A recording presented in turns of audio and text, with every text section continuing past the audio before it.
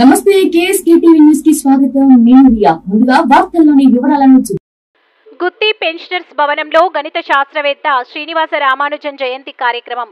Reporter KSK Sunil. Anantapuram జిల్లా గుత్తి పట్టణంలోని ఆంధ్రప్రదేశ్ రాష్ట్ర పెన్షనర్ల భవనంలో ఆదివారం పెన్షనర్స్ అసోసియేషన్ అదనపు కార్యదర్శి జెన్నే కుల్లాయి బాబు వెంకట సుబ్బమ్మ ఆధ్వర్యంలో గణిత శాస్త్రవేత్త శ్రీనివాస రామానుజన్ 137వ జయంతి కార్యక్రమం నిర్వహించారు.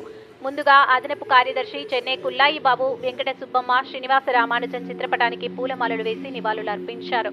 అనంతరం అదనపు కార్యదర్శి జెన్నే కుల్లాయి బాబు మాట్లాడుతూ గణిత శాస్త్రజ్ఞులైన ఆర్యభట్ట, భాస్కరాచార్య తర్వాత 3వ స్థానంలో ఉన్న వ్యక్తి మన శ్రీనివాస రామానుజన్. ఈయన 3వ తరగతి చదువుతున్నప్పుడే 10వ తరగతి లెక్కలు చాలా సునాయాసంగా చేసేవారు. తనకన్నా పెద్దవాళ్లకు ట్యూషన్ చెప్తూ ఉండేవారు.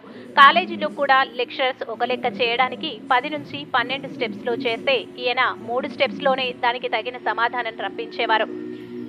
హాలీవుడ్ వారు రామానుజంపై ద మ్యాన్ హూ న్యూ ఇన్ని నీటి అనే సినిమా తీశారు.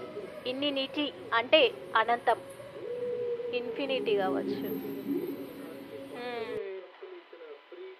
హాలీవుడ్ వారు రామానుజంపై ద మ్యాన్ హ్యూమినిటీ ఇన్ఫినిటీ కదా. హాలీవుడ్ వారు రామానుజంపై ద మ్యాన్ ఇన్ఫినిటీ అనే సినిమా తీశారు. ఇన్ఫినిటీ అంటే అనంతం, దానిని తెలుసుకోవడమే అసాధ్యం.